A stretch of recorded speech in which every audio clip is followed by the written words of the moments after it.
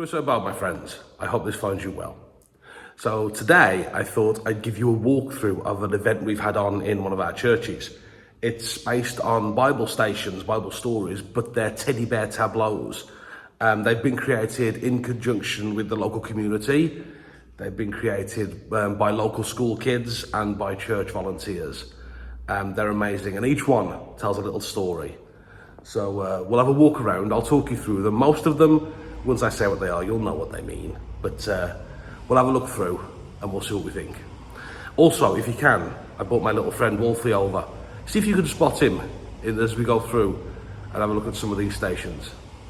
So without further ado, let's get to it and let's see what we can find. Where are you going?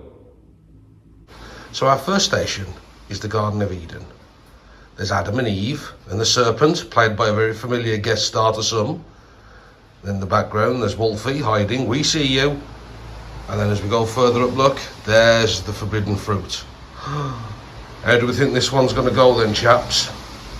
How do we think this one's going to go? And so our second station, the feeding of the 5,000. So for this story, of course, we know that Jesus fed the crowd.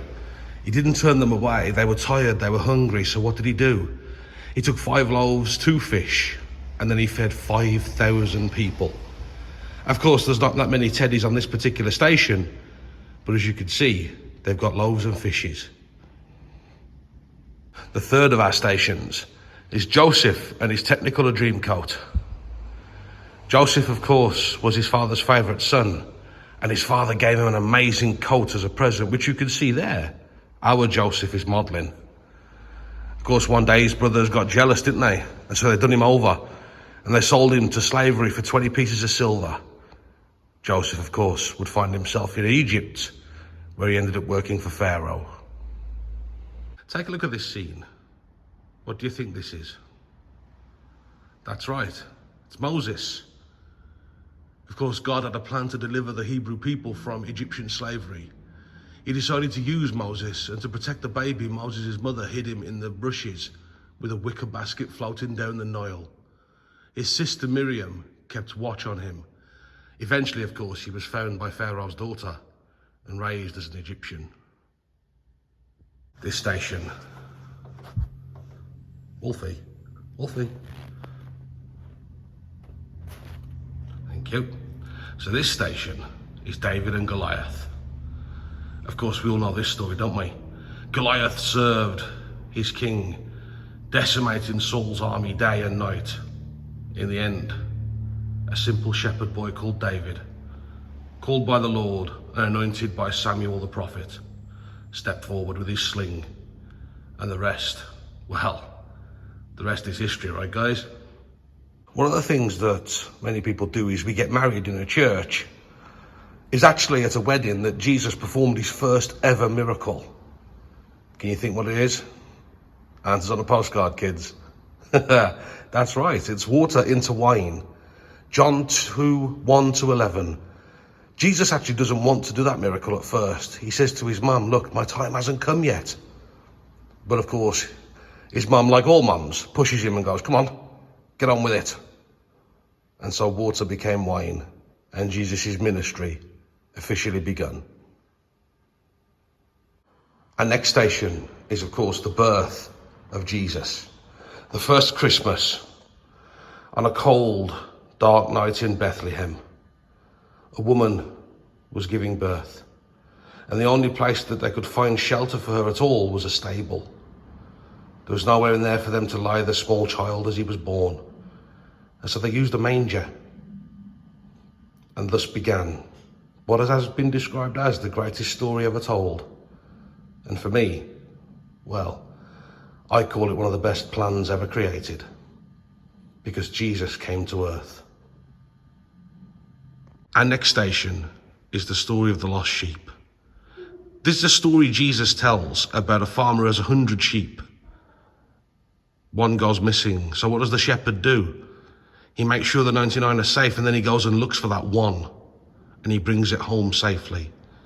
This, of course, is about Jesus himself, because friends, whenever we get lost, and however lost we think we may be, He will always come and find us, and he'll always get us home safely. And don't worry about Wolfie being in this shot. He's a vegetarian. Those sheep are perfectly safe. And so our next station is about the Good Samaritan. Some of you may know this story. It's the fellow walking between Jericho and Jerusalem, where he's ambushed by thieves. And then the people you'd think would stop and help him, i.e. the priest, the scribe, they just walk off and they leave the poor guy. And the only person that stops to help him is a Samaritan, a natural enemy of the Jews. But this man stops and he helps him, and he takes him to an inn, and he makes sure that he's looked after. He pays for his care, and he says, look, if it's not enough, I'll come back and I'll sort it out some more. Friends, this one, it means never judge a book by its cover, because you never know where we're going to find the face of God and those willing to offer us aid. Our next station is Noah's Ark. Now, of course, many of us will know this story. God told Noah, one of the last few good men, in fact, the last good man, the last person that listened to God. God told him, build an ark, fill it with 2 of every animal, and get ready because there's a flood coming. And as you can see here, friends, this story, it's about listening to God, doing as we're told, following his will. And also, can anybody else spot Wolfie in this shot? We see you, Wolfie, trying to sneak onto the ark. He'd be allowed on. He's a good wolf. This next station, is about Jesus calling his first disciples.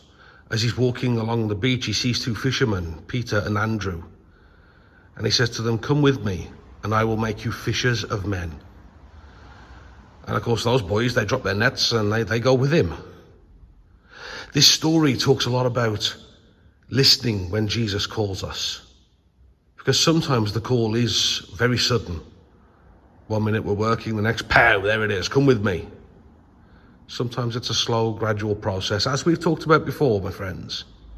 And so our next station is Palm Sunday. So this is where Jesus entered Jerusalem riding a donkey. And the people, they threw their coats in front of him and they waved palm leaves as they welcomed their new leader. How quickly things would change, though. In just 7 days, the fickle mob, they'd then be calling for his crucifixion and his death. So there you have it, friends. What a walkthrough that was, right? How'd you find it? Did you enjoy it? Has it raised any questions? Maybe this has inspired you to take something like this on in your own communities. Sorry, Joseph, I'm in your way here, aren't I? But I hope you enjoyed it, guys. And I thought again, this might be something a little different, something other than me just sitting there and talking to you for 10 minutes or so. So take care, and God bless, my friends.